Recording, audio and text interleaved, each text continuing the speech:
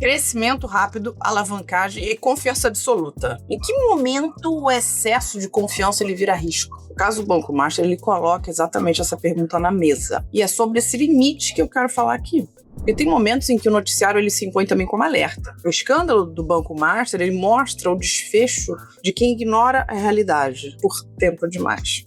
Por um outro lado, uma outra notícia ganhou destaque. Uma empresa fundada, uma startup, fundada por brasileiros, foi vendida por mais de 5 bi de dólares. E a história da Brex, ela aponta para uma outra direção, mas sobre decisão, capacidade de recalcular a rota, lucidez. O empreendedorismo, ele raramente ele premia quem acerta de primeira. Ganha quem consegue mudar antes de quebrar, porque já é previsível. E aí, nos meus quase 25 anos empreendendo, óbvio, eu já errei muito e já acertei também. Mas eu posso dizer com toda certeza, eu aprendi muito mais com as minhas falhas e fracassos do que com meus acertos. Porque o empreendedor que se preza, ele é calejado, tem estofo. Ele vai cair e vai levantar na mesma proporção, mas às vezes o tombo é grande. Investe, mesmo no risco. Só que empreender também exige os 2 pés no chão. E é aí que muita gente escorrega. O Brex foi fundada pelo Henrique e pelo Pedro, depois da venda do Pagar.me. Os dois foram para o Vale do Silício, já com um pouco mais de capital, um pouco mais de experiência e uma vantagem, né? Eles já reconheciam que errar faz parte. E eles erraram. O Brex, ele não nasceu como uma fintech, começou como realidade virtual.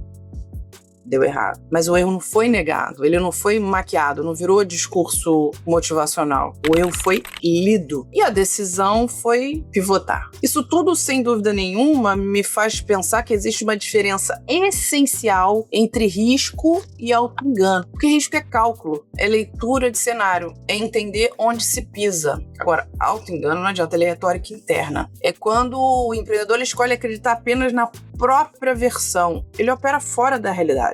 Aos 13 anos, um dos fundadores da Brex, o Pedro, ele fez um TED. E em dado momento ele fala, me entregava uma coisa que é para um determinado uso. Aí eu olhava e pensava, por que eu também não posso fazer tal coisa com isso? E aos 13 anos ele já tinha essa visão, não aceitar sistemas como definitivos. Seria uma certa genialidade olhar para a realidade e fazer a pergunta certa. Em uma empresa em que essa pergunta existe. Por quê? Porque isso vira cultura saudável. Agora, se não existe, vira dogma. Agora, voltando aqui pro Banco Master, eu não tô aqui para julgar culpados. Isso cabe à justiça. Eu tô olhando sobre o ponto de vista do empreendedorismo e detectando um comportamento que se repete em silêncio nos bastidores. As empresas, elas não quebram no dia em que o problema aparece. Elas quebram no dia em que param de escutar os sinais. O primeiro desvio é confundir coragem com negação. O empreendedor que ele se recusa a enxergar limites, ele chama isso de ousadia, mas a história econômica mostra o contrário. Dos bancos italianos do Renascimento, as bolhas recentes do Vale do Silício, toda ruína surge quando alguém decide ignorar sinais evidentes, em nome até de uma narrativa histórica, ou seria egóica. O segundo desvia tratar a governança como enfeite. Governança não é enfeite. Compliance não é a burocracia, é uma linguagem moral, é uma estrutura que protege o negócio de si mesmo. E aqui entra um conceito antigo, mas ao mesmo tempo atualíssimo. Híbris. Híbris é o excesso de confiança que faz alguém acreditar que está acima de tudo. Porque a certeza passa a substituir a dúvida. E o ego, ele passa a comandar as decisões. Aristóteles alertava, toda híbris precede uma queda, não como castigo, mas sim como correção. Aqui entra um fundamento que não sai de moda. Proteja o caixa. Tem uma máxima que diz cash is king. E aí, transportando, né, o caixa, ele é a realidade concreta. É o que permite respirar quando o mercado fecha. É o que dá tempo para decidir sem desespero. Resultado sem ostentação. Não é crescimento, é tensão disfarçada de performance. Essas empresas que respeitam o caixa, elas respeitam os limites. Depois do anúncio da venda da Brex, o Pedro disse, times que melhor enxergam a realidade vencem. Óbvio, com uma pitada, ou não, para dizer uma grande pitada de risco. Mas o Master, ele mostrou que excesso de risco pode ser um erro bastante subestimado. Porque acreditou que reputação é elemento secundário. Reputação é ativo